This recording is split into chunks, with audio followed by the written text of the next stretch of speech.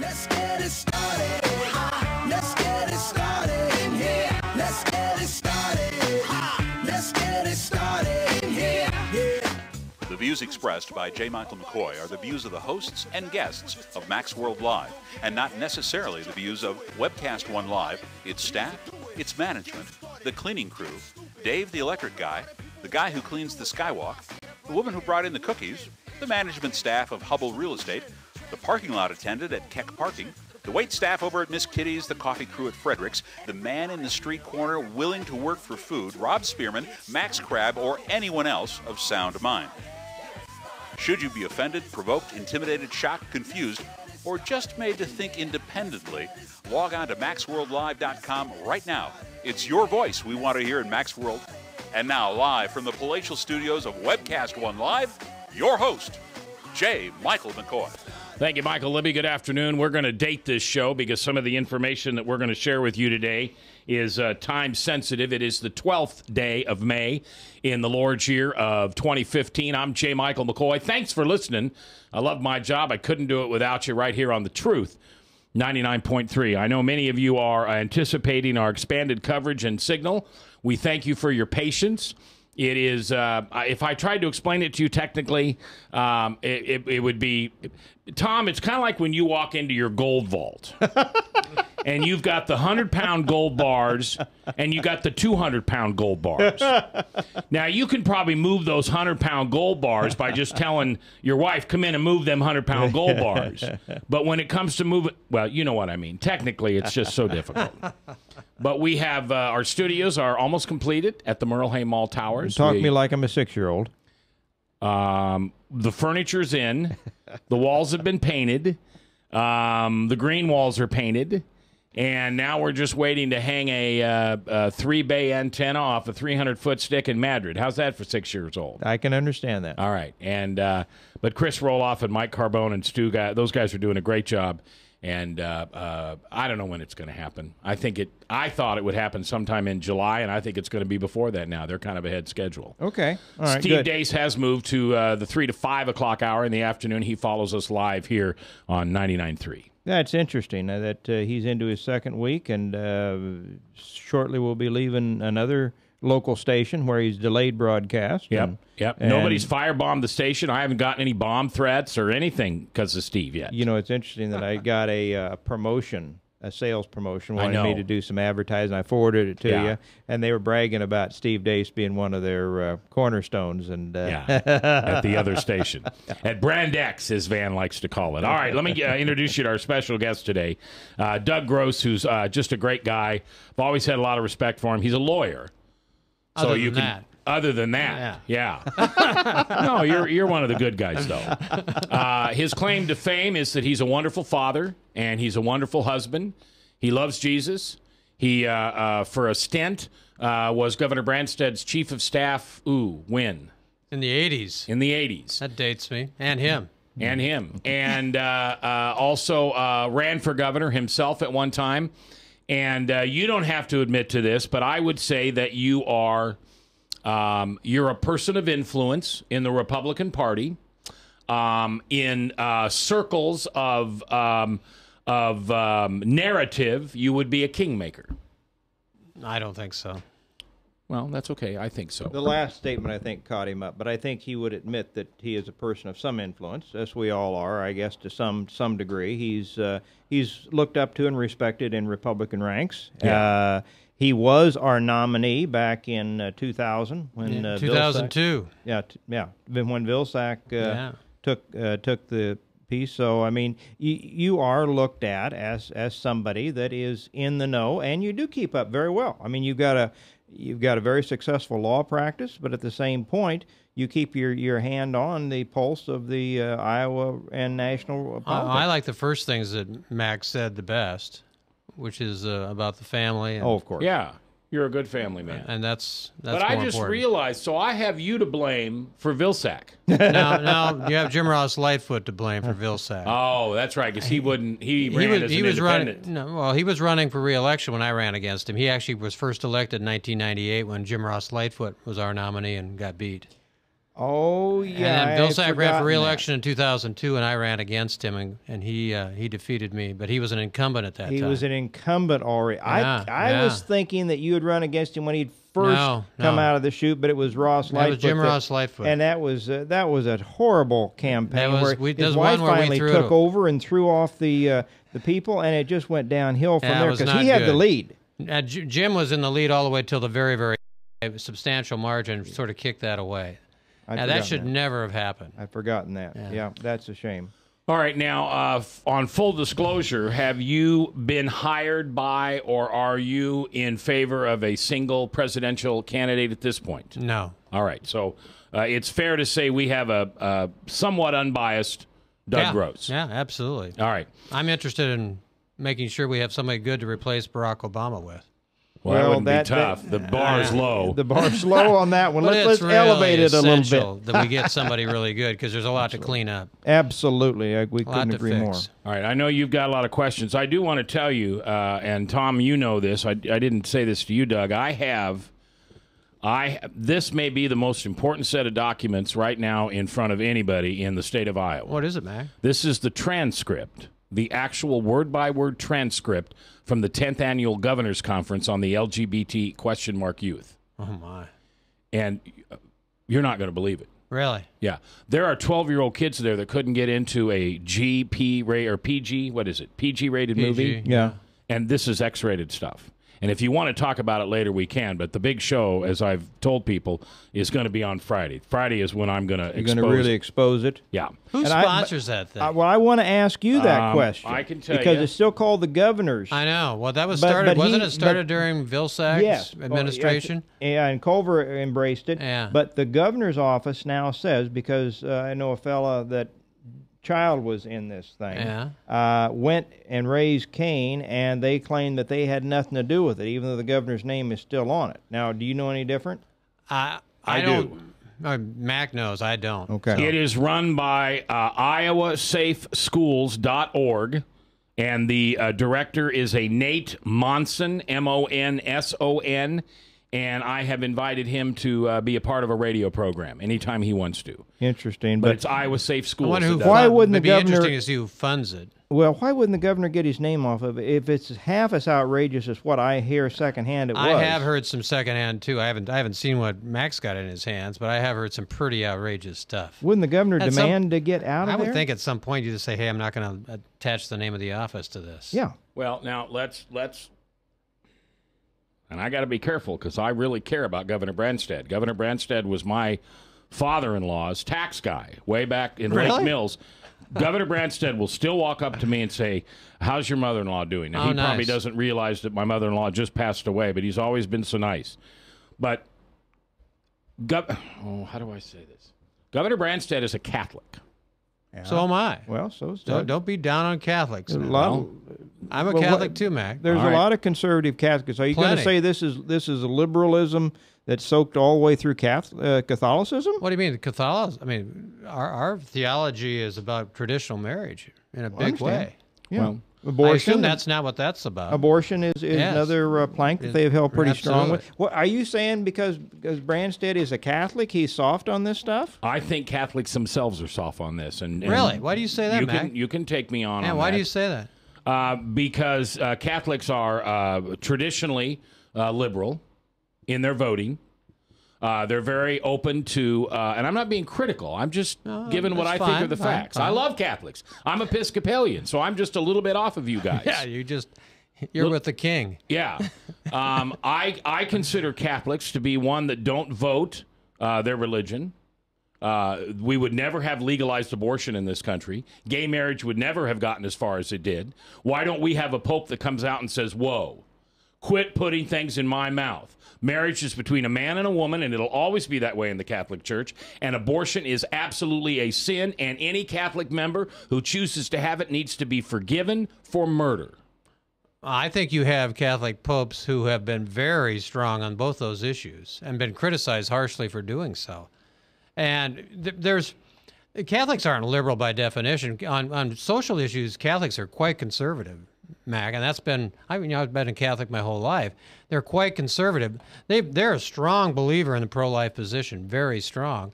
Now, there's also what I would call the peace and justice component of the Catholic Church, and maybe that's what you're referring to. They tend to be more liberal and focus on the social mission of the church, and the church sees itself as having a social mission. But it also has a very family-oriented theology, Mac, and so I'd encourage you to take a look at that and get Bishop Pate on here and ask him. Do you think the newest pope is as conservative as his predecessors were? No, I don't think so. No, I don't think he's as conservative Mac, as Benedict. I think some of this charge needs to be laid on the part of the mainstream Christian denominations, perhaps the Catholics as well, but I see the Presbyterians, the Methodists, some of the other denominations. The ELCA, who I'm a member of, they went soft on all this. Yeah, that have, and they have lost membership nationally because of it over the years. I think the ones that have held to their mission, the evangelical churches that have held strong, have kept even, maybe even picked up in certain instances, where the mainstream denominations, those that have watered down their messages, have absolutely lost members, and people have voted with their feet. I mean, do you know Monsignor Chido, for example, at St. Anthony's? Bring him on and talk to him about where the Catholic Church is theological on issues like this. And he's incredibly articulate and knowledgeable. He'll tell you exactly where they're coming from. One of the points that came out just yesterday was a Pew poll. Now, maybe you guys saw it, maybe you didn't. I didn't. But when Barack Obama became president of this country, 78% of the population of this country identified as Christians. It's down to 70.6 now. We've lost almost 8 percentage points of the American public that will openly identify as Christians since Barack Obama has become president. And some of this goes to what you're talking about, Mac, the watering down of the message and people maybe walking away and really tied to nothing. I mean, ironically, Tom, it's at a time where people need a moral mooring more than they've ever had. I mean, you have a lot of drift in society from a moral standpoint, so people need to have faith. They need to have something that's absolutely true that they believe in, and they seem to be drifting from that. It's important for our institutions to provide that. Amen. I agree.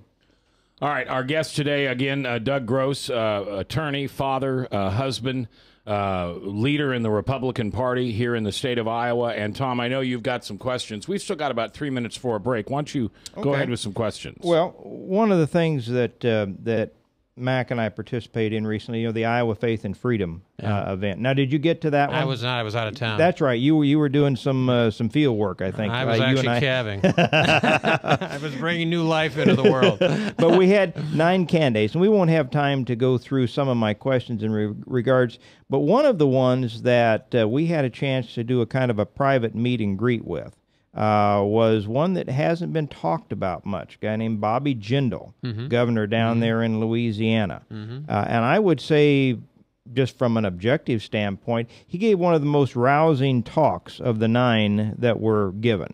I don't know if you heard. He, by the way, happens to be a Catholic, Mac. You really want to get my fire burning here, don't you? But we were quite impressed. At least I speak for myself. Maybe say I was quite impressed with him. And he's not even made the radar screen of the candidates. I know he's not going to officially announce until June, till his legislature is concluded, and then he will come out. I have met with some of his people that were top aides to him, resigned a few weeks ago to come in and set up the office for Bobby. So, I mean, it's a done deal. Are you supporting him then, Tom? No, I'm not. You haven't decided No, yet? and in fact, you and I had a conversation. How about you, Mac? You support anybody yet? I haven't chosen anybody. No, we had a conversation a few weeks ago where I told you that I wasn't supporting anybody, and I think it's a mistake because many of our legislators and people that I know have already put their flag down I think it's early way on. too early. Way too. We need to see how these folks can handle the rigors of a campaign, and also just make certain we know them. And it takes time to know them. One of the values of being in Iowa is you usually have the time it takes to really get to know these people. It isn't just a tarmac campaign where they fly from airport to airport. So Jindal's a very bright guy. Was a boy wonder in Republican politics. Obviously did well and got reelected in Louisiana. I think it would have real potential for national office in some fashion. It's interesting to me. I don't know him personally, maybe probably as well as you two guys do, since you've spent some time with him. But he seems to, the people I've talked to, particularly among the Christian movement, feel that he is as genuine as any of the candidates. Yeah, and we've heard that same thing about him. We'll talk more about all the presidential candidates as they scoot through Iowa here in the next couple of weeks. Doug Gross is our guest. Tom Coates is here, and we're live on The Truth, 99.3.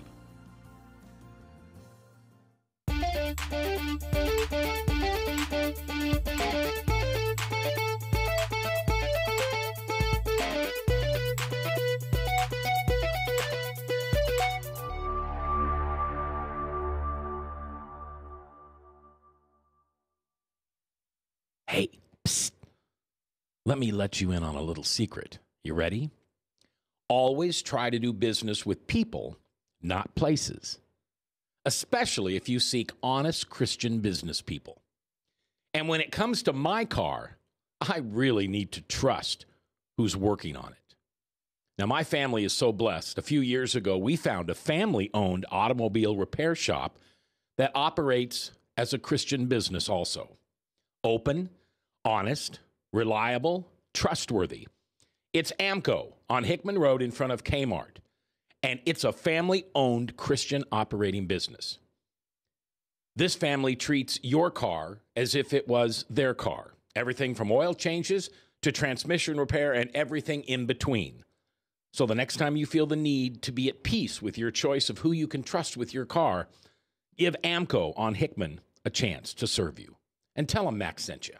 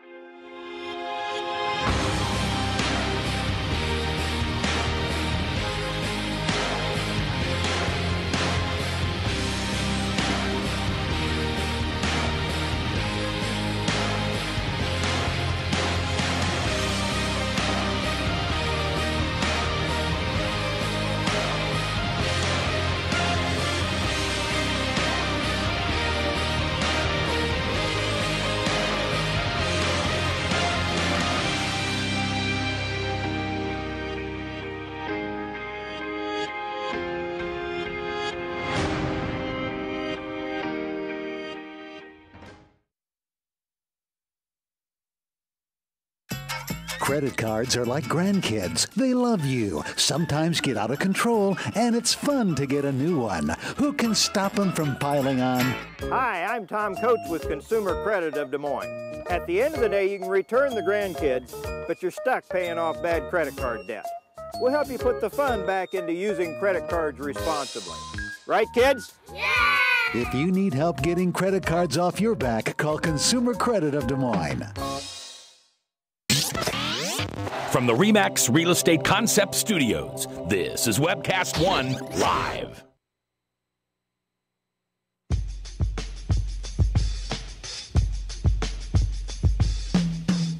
If you sit in the back pew or the front pew, it's your voice we want to hear. The phone lines are open, so call 244-0077. Now, here's J. Michael McCoy. All right, 21 minutes after the hour, we were talking with Doug Gross and Tom Coates about some of the presidential candidates. Tom, I'll let you continue with your conversation on Bobby Jindal, who you and I had the opportunity to meet a couple weeks ago. Yes. Again, gave one of, I think, the most inspiring speech. Was interrupted by, standing ovations and applause more than virtually anybody else. Now, Carly Fiorina.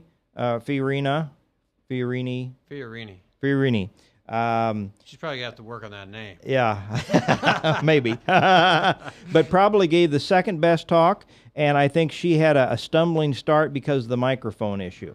Marco Rubio spoke first. He spoke from the podium mic. It was not as effective as the later guys came out with the lapel. She didn't have a lapel. They finally had to bring a handheld mic, and once she got that, she was much more impressive.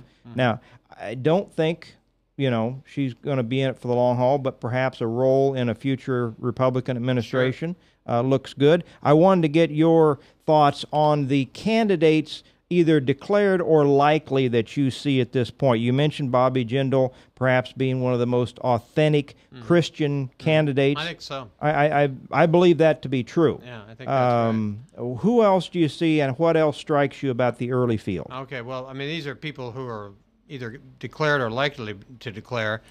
Walker, I think, will win the Iowa caucuses. I'll tell you that right now. Okay.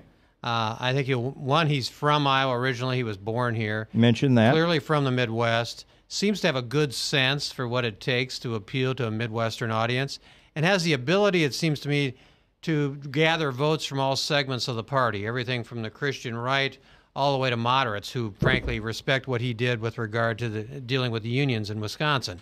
So you've got all those folks who he can get a piece of those, unless he screws up, frankly, in my mind. If he runs a good campaign, I think he's going to win the Iowa caucuses, so he'll be a guy to watch. And he's been vetted. Well, yeah, man, he's been through 3 campaigns in 5 years. Tough campaigns that are largely nationalized campaigns. So I think, he's got, and he's as I said, he's a nice guy. At the same time, has shown some inner toughness. And think about this: the public employee collective bargaining started in this country in Wisconsin, and he's the guy that broke the public employee unions in Wisconsin. And it withstood a recall campaign and a re-election campaign, and Republicans are still in control of both houses of the legislature in Wisconsin. This guy knows what he's doing. What would it take here in the state of Iowa for us to follow his lead in that regard? We'd have to have a Republican legislature. Senate? Yeah, Senate and House. And obviously a governor would want to lead on it, because a governor has to lead on that kind of an issue. It's not the kind of thing you can lead out of the legislature. I wish we'd have put more emphasis the last 2 cycles on reclaiming the Iowa Senate. Oh, absolutely, Tom. Our party committed malpractice in the last cycle by not taking the Senate. When we had a overwhelming vote that was Republican-oriented, had Joni Ernst and Branstad topping the ticket, and could have done very well, but we didn't recruit candidates. We run a very poor campaign in the Senate. So if there's one thing I'd like to see our party do in these next 2 years is recruit some good candidates and take that Senate, because I think we can. If we did that, we could really change a lot of policy in this state. Amen. Gentlemen, plug in your headphone there, Doug, to the front. You put yours on. We have a caller here on 99.3 The Truth. I'm J. Michael McCoy. Thanks for listening. Tom Coates in the house, as well as Doug Gross, former chief of staff of Governor Branstad, gubernatorial candidate himself. You're live on the radio. Hi, Frank. How are you? Good. How are you? Doug, I have a question for you. I agree just about with everything you say about Scott Walker. What do you think? I think he's the guy that can thread the needle between the moderate and the Christian wing of the party, Christian conservative, but it bothers me, the libertarian branch. Do you think that he's going to alienate? Do you think he'll warm to the libertarians? Because I think if the Christians are on board, unlike they were with Romney, and the libertarians don't sit at home, I don't see any way Hillary could beat Scott Walker. Well, I actually think that if there are a number of our candidates, if we nominate, are going to beat Hillary Clinton if the Democrats are foolish enough to nominate her, which it appears like they are. I don't know if you ever had a chance to read Peggy Noonan's column in the Wall Street Journal last Friday, but everybody that should be required reading, because what Peggy did is reviewed this book that just came out about the Clintons and how they Clinton Cash, how they used her being in the Secretary of State's office, frankly, to line their pockets and line the pockets of their foundation. Frankly, it borders on, seems to me, on almost being traitorous. Traitorous and criminal. Unbelievable. Unbelievable that we would have someone who wants to run for president that does things like that. And Peggy Noonan's a heck of an author. I read a book just recently on Reagan called When Character Was King. Yeah, well, she was Ronald Reagan's speechwriter. Absolutely, and a tremendously well-researched piece. But everyone should read that. But I guess my point is that I really think the Republicans, if we nominate a reasonably good candidate, should have a really good chance of doing this, of winning. Now, you make a good point about the libertarian segment of the party, which is, it would be called the folks that followed Rand Paul, or Ron Paul last time. And it's a real question about that, because there's some elements it's difficult to merge, for example, the sort of the muscular foreign policy interests of some parts of the party with the folks who are on the libertarian side, who are very concerned about us overexpanding or attempting to overexpand our reach in this kind of a world, or overexpanding government in really any way. it'll take someone who's very politically skilled to thread that needle to bring those folks into the party as well. At the end of the day, though, if they're left with a choice of Scott Walker or really almost anybody else and Hillary Clinton, I got to believe the Libertarians are going to go with the smaller government candidate, and that would be the Republican. You would have to believe so, unless, again, they throw... We've had these discussions, and I had it just last week with our guest on then, the idea that the lesser of two evils is unacceptable, and Steve Deace is famous for saying that. But the idea that I'm going to support and vote for the Libertarian candidate that's on my ballot, in essence, burning and throwing away my vote. Unfortunately, I think too many of those people are of that mindset. Right, and frankly, let's be honest, the Libertarian candidate cannot get elected nationwide. Of course. And you wouldn't be able to win the caucuses either. So, I mean, what they need to do is figure out who is closer to their view of the world and who would come closer to a smaller view of government and hopefully be supportive of that. But, I mean, I think we have another number of other candidates, frankly, that have the ability to do well. I mean, I'm intrigued by Marco Rubio. I was going to ask you about Rubio next, okay. So you're ahead of me here. I'm intrigued by Rubio in a lot of ways, and I know that he's not a governor. So a number of Republicans are concerned about the extent to which we would nominate a senator who's relatively young, first term. We remember we elected a president that was somewhat similar qualifications. But I would argue that's not a reason to disqualify him because, one, he was Speaker of the House in Florida, so he's had more experience clearly than Barack Obama has. What Barack Obama did when he was in the Senate of Illinois is simply not take votes, because he didn't want to be in position on anything. Well, and the thing about Rubio, again, I just finished reading Peggy Noonan's book written a few years ago, When Character Was King, about Ronald Reagan. And one of the things that he said, he was called the great communicator. He said, I'm not communicating things about myself. I'm communicating things to the American people about what this country is, where it came from, and what it should become. Absolutely, and that's what I was going to say, Tom, because what you really need to, I would argue that the top qualifications for being the President of the United States is not your administrative capabilities. We're not hiring a COO. We're hiring a CEO, someone who can lay out a vision for the future of the country and then make certain that we can rally people around that vision. In order to do that, you have to have a sense of the basic character of the country which you want to lead, and that's what Barack Obama's never had. Well, and see, Marco Rubio is one of the greatest stories just with his own personal life, and he's incredibly smart, incredibly articulate. Well, there's a lot of good stories out here, but to me, Doug, and this go back to Rubio, I think this is perhaps, it strikes me as I read the book and as I think about this thing, if I'm going to go to central casting for somebody that could look like the modern day equivalent of a young Ronald Reagan, Marco Rubio. Yeah. He looks great. He's got a fine family. He's got a good backstory. He tells it well. Great story. I'm just wondering if that's the kind of guy to coalesce, and I'm not as worried as Frank was talking about with the Libertarians. I'm more worried about the unaligned, the people that aren't particularly political, but they want to be led. They're lost at this point. We get a scandal a week from this administration. Right. Is this the guy to perhaps give them that vision? I think we have to take a good look at that, because I think possibly he is. I mean, Walker, we know, is tough and smart and politically capable, but can he paint a vision and help rally people around a vision? I don't know. I think a guy like Marco Rubio could. And I think this vision is one that the people of America believe in and share, which is that this is still a unique country that provides opportunity that's different and better than any in the world. And why? Because it's our culture and our shared values. I think he has a ton to offer. It would also be very difficult for the Democrats to go after him, because he would help us carry states like Florida, be very competitive in states like New Mexico, Colorado, Virginia, other places that we have to carry. So he's somebody we ought to take a good hard look at. I actually think at the end of the day, Marco Rubio, while I think Scott Walker is going to win the Iowa caucuses, I think Marco Rubio could be our candidate. Interesting, because I'm thinking some of that same thing. And I do think that Jindal is, and I said excuse the pun, but I think he's a legitimate dark horse.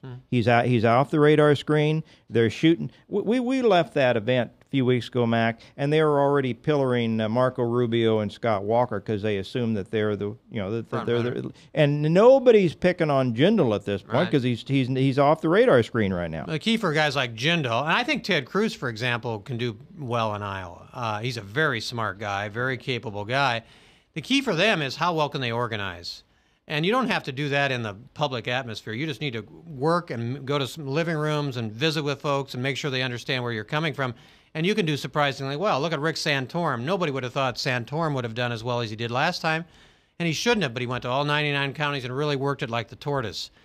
So somebody like that, I think, can surprise in Iowa. Again, the other interesting story about Iowa is Jeb Bush, is the fact that even though the press says Jeb Bush is our nominee, he's 7th in Iowa right now. And frankly, I think he could even finish lower than that because he's not running a campaign. Right. And if you want to get elected, you have to run a campaign. And the irony for me is this. Jeb Bush's negatives are his name because people want to know, they're tired of the Bush. Do we really want to go back to that again? We want the new thing. So for Jeb Bush to be successful, he has to come out and let people know who he is. They know who the family is. They know who his brother is, if his dad was. They need to know who he is. And the only way Iowans will get to know who he is if he comes out here. And frankly, so far he's not shown a predilection to do that. You said that you thought, Doug Gross is our guest. We got about a minute till break. You said you thought Walker would win the Iowa caucuses, but it sounded to me like you thought Rubio was on par with him. Why can't Rubio win the Iowa caucuses? I don't think Rubio has the organization in Iowa, at least at this point. Now, maybe he's going to develop it. I don't think he has the organization in Iowa, and Iowa's very much an organizational state. What that means is you've got to talk to people. Yeah. You've got to work with people one-on-one. And I really question, that takes a long time to develop, and he hasn't developed it to this point. But once you get out of Iowa, it becomes a nationalized campaign in lots of ways.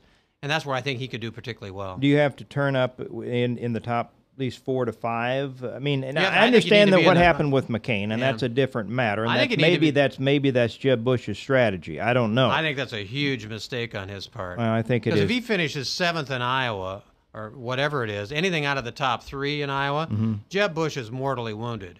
And if he thinks he can just win New Hampshire, neither his brother or his dad ever won New Hampshire. And I think a guy like Rubio has some really good people in New Hampshire. Jim Merrill is running his race, and I know Jim, he's very effective. Rubio would be the guy I'd watch there. All right, Tom, Coates is in the house. Doug Gross is in the house. When we come back, there's some we haven't touched yet. We haven't talked about some guys that are running hard, running deep.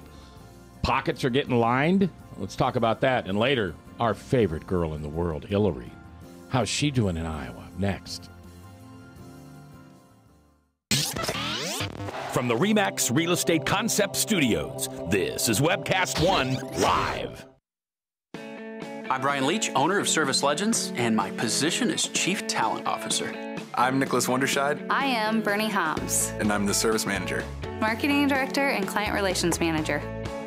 Everything that we do is about ensuring that we exceed your expectations. Our clients are important to us. 100% satisfaction. We're not just focused on heating and cooling. That's the easiest part of our job, actually, is fixing furnaces and air conditioners. Everyone that we come in touch with, we want to improve lives. Bottom line is, we've got our installation guarantees, 25% energy savings guarantee, comfort guarantee, temperature selection guarantee, property protection guarantee. 100% satisfaction guaranteed. Fixed rate or it's free. All of those guarantees are backed up with a 100% money-back guarantee to hold ourselves accountable to making sure that you get what you're after. Just fixing the problem today. If they have another problem 5 days down the road, it's still fixed rate or it's free. We use what's called straightforward pricing. Our technicians are going to give you an exact to-the-penny price on what it's going to take before they move forward with any repair. That way you know what to expect. It's the same price every day. No surprises. If you get off work at 5 o'clock in the afternoon, you come home, you realize that, oh, my furnace is broken. Now you need to call somebody out that night. You shouldn't have to pay more for that. We're guaranteeing service 24/7. We run afternoons, evenings, nights, weekends. We're staffed to work that. Phone rings at 3 in the morning. You'll get one of our representatives answering the phone every time. We're not sending you out to Timbuktu in some call center. It's our Service Legend team members, our mission control team. I'll take a call anytime. And then they answer the phones the same way during the day as they do at night. It's a great day at your service company. How can we make you smile? That's the only way to provide true 24-hour service. When you're able to let somebody actually live in their home safely when they weren't able to do that before, where they don't have to stay up at night and worry about, is the heat going to come back on? Are we going to freeze the pipes? Is the baby in the room next door going to be sick because they got too cold? When you're able to help somebody overcome challenges like that, that's impacting a life. That makes a difference. I get goosebumps thinking about it. I love the team. I love the people that I work with. We have fun, but we work hard. I call them my ambassadors of legendary service. If you could just envision what that is, that's who we're sending to your home. They literally will call in, pick up the phone and call and say, hey, I want to talk to your manager. And I get on the phone, they're like, that technician that was at my house was the greatest technician ever. That's cool to me. We want to brighten people's days. Every person that we have going into the house has gone through an extensive background check. Drug testing, we have a very thorough interview process that 1 out of 140 people make it through. If we promise you something, that's what you're going to get, no matter what. We're here when you need us to protect the safety and comfort of your family. If you're not happy, we're gonna make it right. If we're willing to put 100% money back guarantee on what we do, what type of work do you think we do? Give us a call. We're there for you 24/7, 365 days a year. Enough said.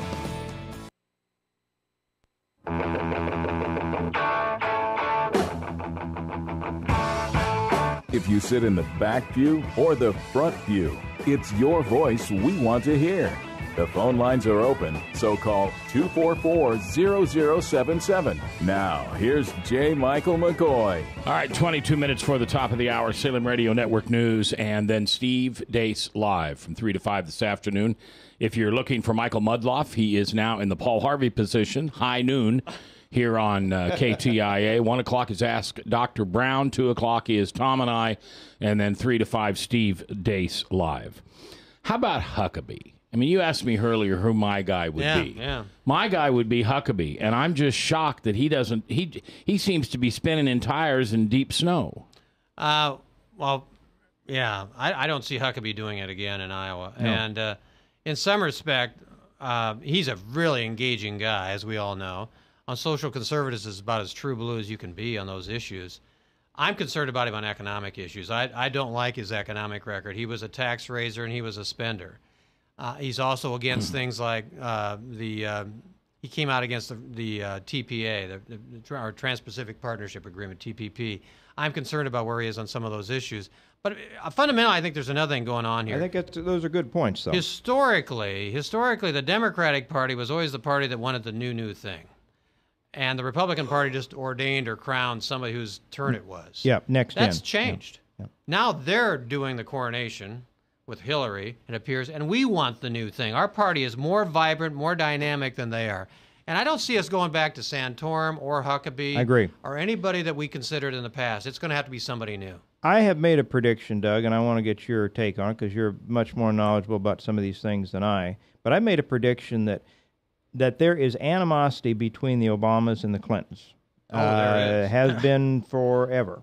And that this is why some of the Hillary scandals have broken out in all places, the New York Times, right out of the chute. That he really does not want her as their candidate or as the person following him in.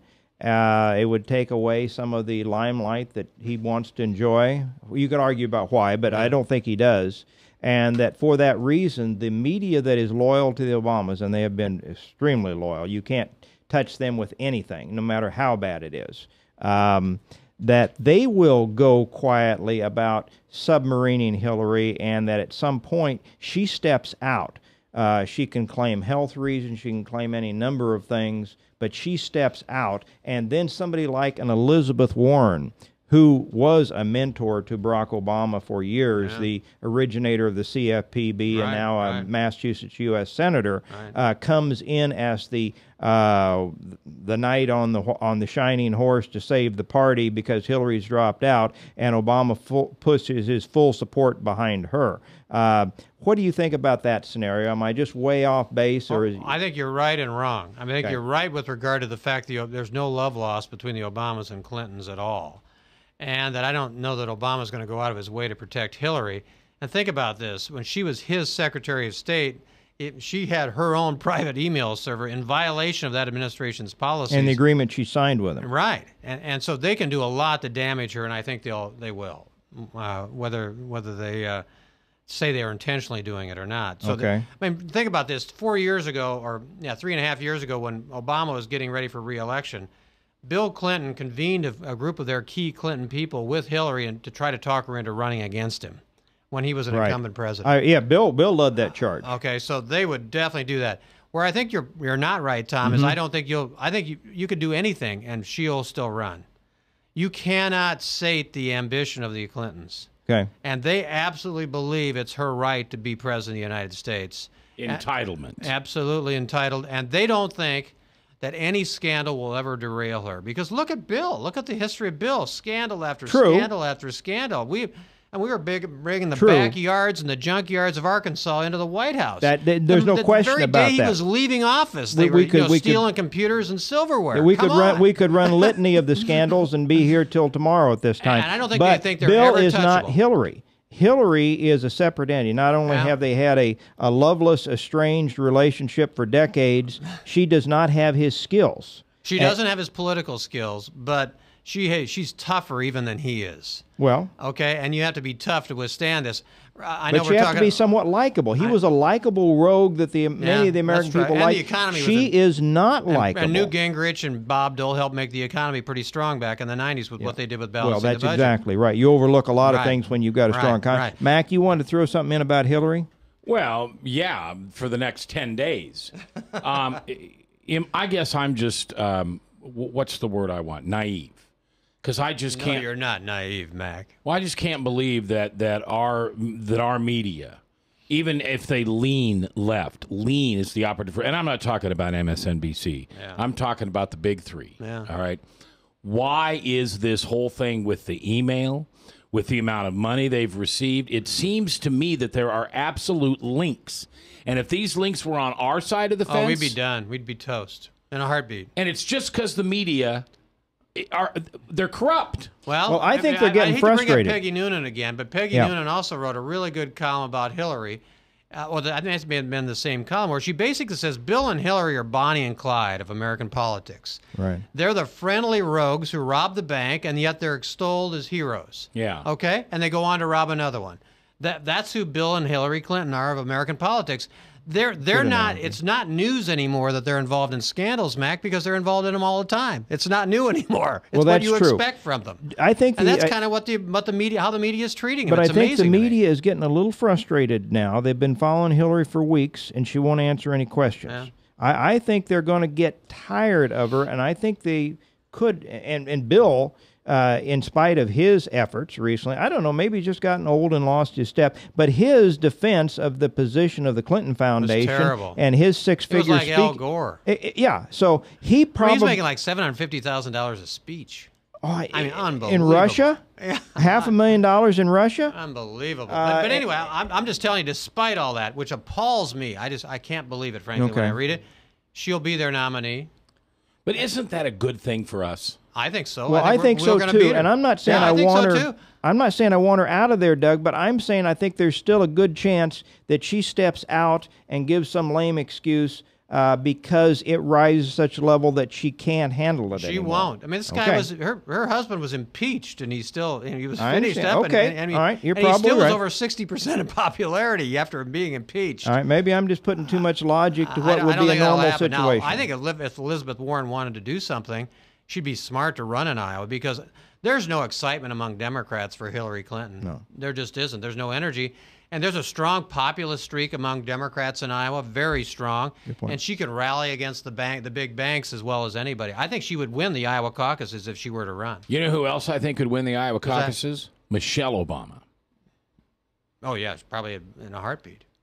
Why isn't she running? Well, she can't at this point. She's what do you mean she can't? No, she can run. Well, it would be unprecedented. It would be definitely unprecedented if she could run. Let's talk about unprecedented in the last 8 years of Obama. But I don't think she has the attitude. You see what she's doing right now. She's sort of saying, I'm going to be myself. And she's speaking out in a way that I don't think would be able to get support from the American people. Did you see the commencement address that she made the other day? And it was contrasted with Denzel Washington's commencement address. Denzel gives his faith in God as his core primary thing and invites the students to do likewise. Michelle talks about what a burden it's been to be black in America in all of her life. And recall, when they were first running, she got all upset because she was talking about how they were blaming her as a black, angry woman. But that's how she was acting. And now she seems to be going back to it. Yeah. Going back to it. How much time do we have before the break, Mac? 1 minute. 1 minute. I do want to touch on this issue about race. There was an article in the Washington Post the other day saying that the early deaths and the incarceration rates amongst blacks was hurting the Democrat Party. They don't mention that 37% or 3 times more likely are the abortion industry to kill an unborn black baby in this country than unborn white. The whole thing about race, it isn't coincidence that we had last year, we had almost double the number of police murders on the duty, on the job in this country than we had the year before. Race has become an issue, and I think it all lays at the step of Barack Obama and his so-called toadies in the Justice Department. Was there a question there? I was getting to it, but I ran out of time. Okay, well, when we come back from the break, you could add, Tom does that. Let me ask you this question, and then there's a pontification. Yeah, I know I have no ability to answer. You should be a politician. We're coming back live with Doug Gross here on The Truth. From the RE/MAX Real Estate Concept Studios, this is Webcast One Live. Credit cards are like grandkids. They love you, sometimes get out of control, and it's fun to get a new one. Who can stop them from piling on? Hi, I'm Tom Coates with Consumer Credit of Des Moines. At the end of the day, you can give these grandkids back, but you're stuck paying off bad credit card debt. We can help you put the fun back into using credit cards responsibly. Right, kids? Yeah! If you need help getting credit cards off your back, call Consumer Credit of Des Moines. Hey, psst. Let me let you in on a little secret. You ready? Always try to do business with people, not places. Especially if you seek honest Christian business people. And when it comes to my car, I really need to trust who's working on it. Now, my family is so blessed. A few years ago, we found a family-owned automobile repair shop that operates as a Christian business also. Open, honest, reliable, trustworthy. It's AMCO on Hickman Road in front of Kmart, and it's a family-owned Christian operating business. This family treats your car as if it was their car. Everything from oil changes to transmission repair and everything in between. So the next time you feel the need to be at peace with your choice of who you can trust with your car, give AMCO on Hickman a chance to serve you. And tell them Max sent you.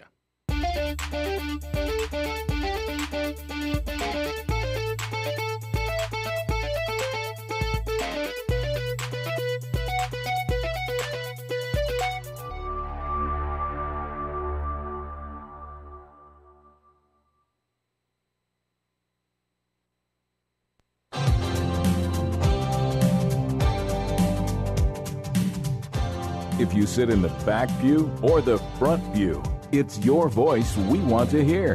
The phone lines are open, so call 244-0077. Now, here's J. Michael McCoy. All right, 10 minutes for the top of the hour here on The Truth, 99.3 KTIA. My special guest, of course, is Doug Gross. So awesome to have him whenever we can. Now, it's not going to be as convenient when we move studios because I'm going to be a little farther away. I live in Beaverdale. I'll just go home and come out there. There you go, and then just call it an early day. Well, we hope you come back again. We enjoy your insight. Let me give you some ideas. Coming up tomorrow on the show, Gary Pilcher from Berean Assembly out in Pleasant Hill. We're going to talk a little politics. On Thursday, Todd Stiles and Tom Urban on witnessing to people of other faiths, even witnessing to other people who are Christian, who maybe their beliefs or their religion is a little different than yours. Same Christian thing, but different. And then on Friday, we're going to split the world open. No guests, unless somebody chooses to come in. I have in front of me about 10 pages of the exact transcript from the 10th Annual Governor's Conference on the LGBTQ youth. And you're going to be mortified. And you know me, I'm not a guy that throws out words for effect. And you're going to be mortified that your children, your 12-year-old children, were taught. I'll give you a hint. Can I tell you? Are you ready for this? If you've got kids under 16 right now, turn off the radio. Just turn it off. 12-year-old kids were taught how to have oral sex on same-sex people. And I've got it right here. You wonder why the bullying has got so far out of line in schools, Southeast Polk, wherever it is. We're going to lay it on the line. You're going to hear stuff that Reka Basu won't print. you're going to hear stuff that Channel 8 won't report. You're going to hear the truth. Why? Because I can't be fired. I mean, that's true. I'm fearless. I cannot be fired. All right? You can't do anything to hurt me, you LGBTQ people. I will put a dent in your cause every day that I can. And by the way, this isn't about people who are gay. I love people who are gay. You sin just like I do. You know that if you listen to the show. But your organization that has your support is ruining youth in the name of tolerance. That'll be Friday's show, and I look forward to seeing you. All right, Tom, where are we at here? Oh, what you wanted to talk about? You had a question. Well, I was working toward a good promo for Friday's show. Yeah. By the way, you hooked them on that one, I'm sure. Well, you won't believe what your kids are being taught. You just won't believe. They can't get into a GP-rated movie, but this information is X-rated, and I've got the transcript. No, I do understand what your point is. Now, going back to my point, many of the people in this country voted for Barack Obama initially because they wanted to put race behind them. They wanted to bury it. They said, as soon as we get our first black president, we'll be able to, this will be a catharsis, we will be able to put race behind us. It has done just the opposite, Doug, as I mentioned just before we went on break. In 2013, in this country, we had 27 police officers gunned down in the line of duty. Last year, it went to 51. We can look at other things. We can look at other statistics. All you have to do, the most recent one, of course, is Baltimore. But we look, and it is a growing tinderbox, waiting for the next match to light it off. And we're coming in the summer, so you know there's going to be some things. And Barack Obama is waiting back there with his Justice Department with a can of gasoline, ready to throw gasoline on it. He comes out and he says things like Trayvon Martin, if I had a son, he'd look like Trayvon. He said the police acted stupidly in the Massachusetts Cambridge issue. They had to apologize for that. He and his formerly it was Eric Holder. Now it's Lynch. I think she's just the latest iteration of an attorney general that will do the bidding as he snaps his fingers, not caring about upholding the law, just wanting to do what Barack Obama wants. Now, obviously, there's no question that there's my condemnation of that. But I want to get your take on it. I think this race issue has been one of the fundamental things that he wants to. He's a community organizer. That means he goes in and he has a certain ideology that he wants to uphold. Michelle Obama, you mentioned in the last segment how she is now talking about the trials of being a black woman in America. Give me your thoughts on what I think is one of the biggest. There's foreign policy and everything else. We've all got grievances, but this may be our biggest grievance against this guy. It's one of the greatest ironies and tragedies of the Obama administration. You're right, Tom, that at the time when we elected Barack Obama, many people thought, well, race is behind us. We're finally through that over 150 years or whatever it's been. And yet, ironically, it's in many respects worse today than it was the day he got elected. And we have to ask why. Well, one of the reasons why it's so ironic is because he had the opportunity to put it behind him. Instead of using race as an excuse, he could use his example of becoming president, getting a good education, focusing on what critical values are, and help in a way to promote yourself and better yourself can help lead you to success in the United States. Instead of promoting those things, he's promoted race as an excuse. And what we really... You are really correct. That is one of the best ways I've heard it put. He really did. He totally went 180 on us. And he had the opportunity to do the opposite. And that's what's so ironic, but most importantly, that's what's tragic. Because what's needed in our inner cities, where young black men are unemployed and have nothing better to do other than harass police officers or deal drugs or otherwise, is someone to set an example about what it takes to be successful in this country, which is focusing on family values, staying with your kids, taking care of your kids, teaching them the right things, telling them to work hard and get a good education, and not giving excuses, because the excuses are just reasons to do it all over again for another generation. And this is where Ben Carson jumps in and has the backstory. Growing up poor in Detroit, right? Achieving one of the leading brain surgeons in the world. Right. And so those kinds of things are going to come out. I'm not saying that Ben Carson is going to be our nominee, but I think he's got a tremendous backstory, and he would be the kind of guy that would lead you to faith and family values. We've got over 70% of the black babies born in this country, they're out of wedlock. Right. There isn't a clearer path. I've dealt with family finances for decades now. There's no clearer path to poverty than this kind of an environment with a single parent. Absolutely. And yet we're not getting that message from the White House. Doug, thanks for being here. Great to be with you, Mac. Good luck to you with your new adventure or your expansion. That'll be great. I'm sure it'll be well received. That's interesting. This is the 4th radio station I've quote-unquote planted from birth. Yeah. The last 3 were about greed and power and position. This one's really about just spreading the gospel. Well, this will be the most rewarding then. Yeah, right? it is. So far it is. It's about telling the truth. And as I said earlier in a promo, I got nothing to lose because there's nothing they can take from me. You dance like it's your last dance, right? That's right. All right. Tom, thanks for being here. Appreciate you being here. Same with you, Doug. Thanks for producing there, Ryan, the king. And I'm J. Michael McCoy. If I haven't told you lately, thanks for listening. Love this job. Couldn't do it without you. Now, you know what I'm going to ask you to do tonight. It's a Tuesday. It's the 12th of May. Tonight, you've been thinking about somebody you hold a resentment against, and it eats your lunch. It lives free between your ears, rent-free. Tonight, I want you to forgive that person, and as you forgive, you shall be forgiven. I'll see you in church.